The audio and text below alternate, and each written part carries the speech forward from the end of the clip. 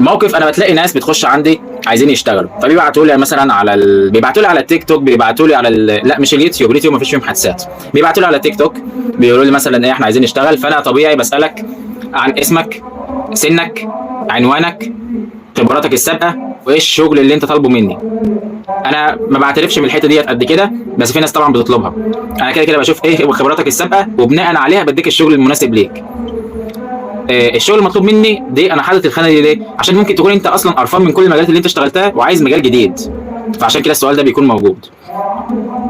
لا في بقى ناس بتخش اللي هو ايه زي كده مصطلح الدومات اللي احنا عارفينه بيتمزرب. ازاي؟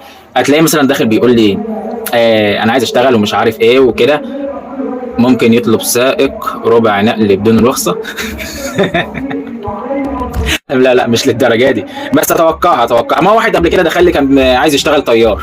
الفيديو ده ما نزلتوش، ما انا فضحته في فيديو برضو، بس ماشي انا حرقت عليكم حاجه. المهم فكرتوني.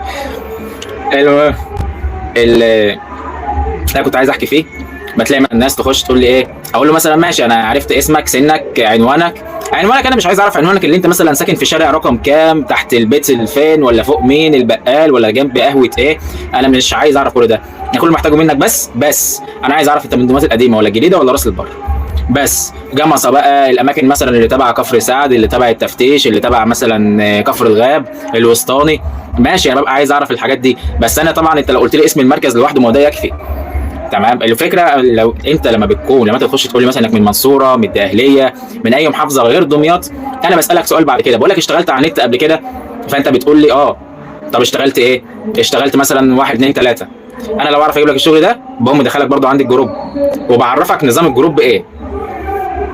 لو انا مش عارف ان اخدمك في الحته دي، يعني مثلا انت قلت لي مثلا ايه انك ما اشتغلتش على النت قبل كده، فانا بكل بساطه بقوم قايل لك طيب انا دلوقتي احنا قريب ان شاء الله هنبدا نشرح كورس كانفا، وده كورس انا شاريه، وهنبدا نتعلمه سوا وهنشتغل سوا عن طريقه.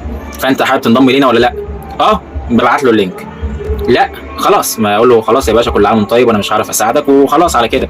وبنصحه طبعا انه يخش يبحث عن جروبات موجوده مثلا تبع المحافظه بتاعته بتنزل وظائف، ويخش يشترك فيها ويسال الشغل ويستفسر عن الشغل اللي فيها. وبحذره طبعا انه ما يدفعش اي فلوس لاي جهه عشان تبقى نصب وش. زي مثلا تعالى اشتغل عندي وهديك في اليوم 2000 جنيه والحاجات العبيطه اللي بتتقال ديت. ان لما اجى اول شخص خالص يتكلم معايا، ده لسه قافل معاه من شويه، ده لما اتكلمت معاه ايوه طب انت اشتغلت في ايه؟ يقول لي ايه الشغلات المتاحه عندك؟ ما انا مش هعرف اساعدك، انت قول لي عشان بناء على شغلك السابق انا اساعدك. هقول لك يا اما هعرف يا اما لا، الكلام واضح. فيقول لي انا اشتغل في مركز ايه حاجه كده يعني. طب ايه بقى يعني ايه انت بتقول انك اشتغلت شغلات كتير، هي دي بس اللي انت اشتغلتها؟ قال لي ما انا اشتغلت حاجات كتير. ايوه ما انا عايز اعرف الحاجات كتير. طب بص انت في عندك زرار كده اللي هو المسافه دوت، خليك ضغط عليه هيظهر ميكروفون، قول الشغلانات اللي انت اشتغلتها في الميكروفون عشان انت مكسل تكتب، وده واضح من طريقه كلامك. طب خلاص شكرا، خلاص يا باشا قمت عامله لايك كده. بس كده. فانا ما بحبش جو المزربه اللي هو مثلا تقول انا اشتغلت شغلانات كتير عشان توريني انك واد جامد. ما انت في الاخر ما انت هتخش جروب وهتنقي منه الشغل، بس انا مش عايزك تضيع وقت.